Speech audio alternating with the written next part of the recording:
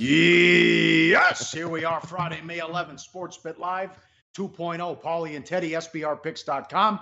Eastern Conference Finals preview coming up. We'll turn on the shot clock. Which series can go the longest in the East and the West? And follow us on Twitter. I'm at Real Sports, but he's at Teddy_Covers. And we got a good one in the desert as we have the Diamondbacks at home against the Red Hot Nationals all of a sudden. And Scherzer against Cook. All that coming up. Bad bet last night. The Nationals. Nashville Predators in Game 7, $1.55 at home. We talked about this yesterday in the preview. Would I get the good Pecorine or the bad? He stunk. Got benched 10 minutes in. That's never happened before in a Game 7. 2 high school goals he allows.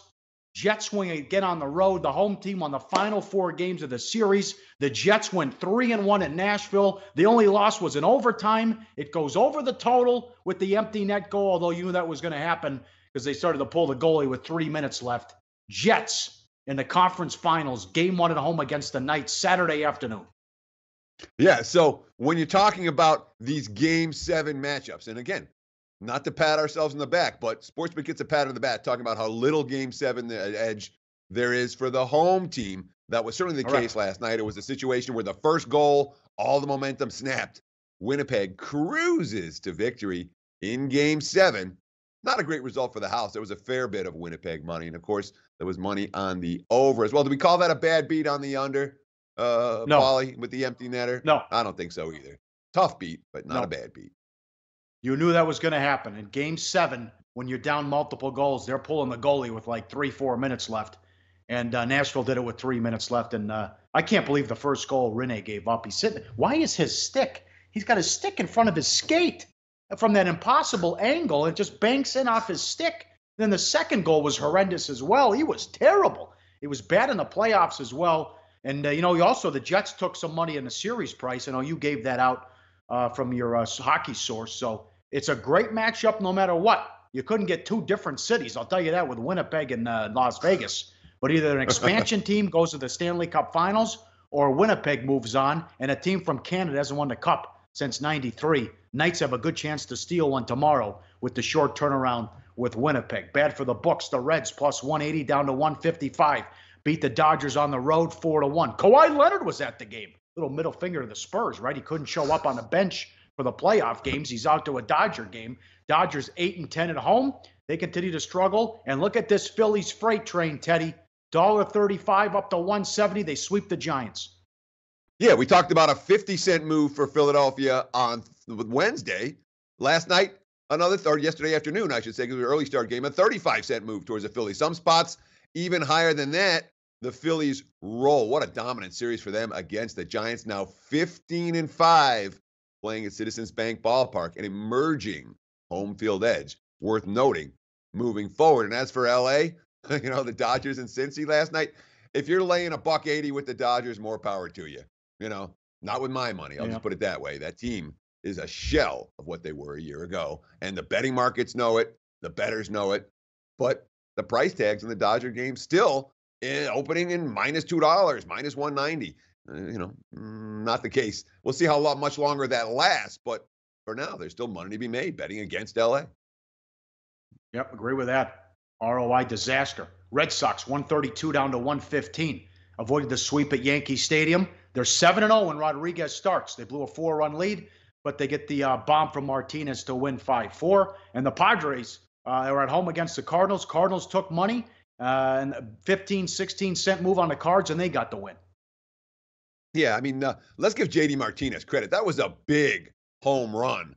Was at top of the 8th last night after they'd lost the first games of the series, after they had blown a 4-run lead, after the Yankees had kind of taken control of the division. We'll give Martinez credit for hitting a big jack off that normally reliable Yankees bullpen. Boston got a win they needed, and that wasn't good for us here at Sportsbit. That was play of the day loser with the Yanks, but it certainly wasn't a good result for the bookmakers. Lots of sharp money coming in on the Boston Red Sox and Rodriguez, who, as you mentioned, still undefeated this year when he's on the hill. The bad bets, the Marlins and the under. Marlins plus 115 down to even, and the under from 8 down to 7.5. Braves get it total themselves, 9-2 final. I think that's 8 in a row for the Braves on the road. Yeah, and blown out.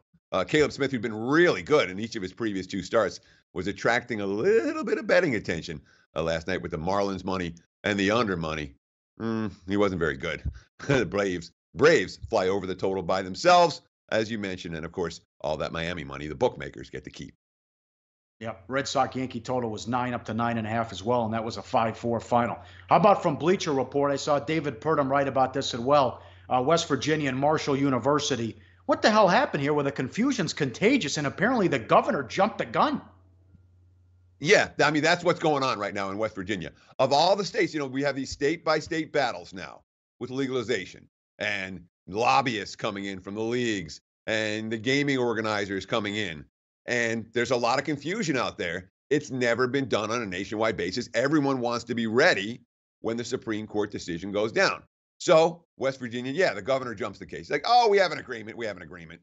There's no agreement. But when you're talking about the concept here, West Virginia University and Marshall University getting paid, getting a cut of sports betting revenue, that's something we haven't heard before. So now we got schools getting money. We have states getting money. We have leagues getting money. You know who's not getting money, Pauly? Players. Of course. Talk about playing with fire. Kids. Yeah, play with fire, Scarecrow. Pay everybody. Make sure everybody gets paid. Make sure that the NCAA players don't get paid.